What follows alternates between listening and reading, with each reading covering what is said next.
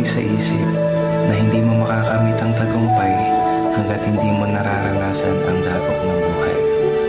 At walang nagtagumpay na hindi dumaan sa ganyan dahil parte yan sa araw-araw nating pamumuhay. Walang kukuha kung hindi ka mag-aalok. Walang magbubukas ng pinto kung hindi ka kakatok. Lahat ng pader na nakaharang ay kayang gawing pinto. Dadalhin tayo sa kung ano ang iniisip natin. Ang kasiyahan ay hindi mo mahahanap kung hindi mo hahanapin. Ang hiling ay hindi mo makukuha kung hindi mo hihilingin. Tuloy lang at balang araw tayo ay titingin.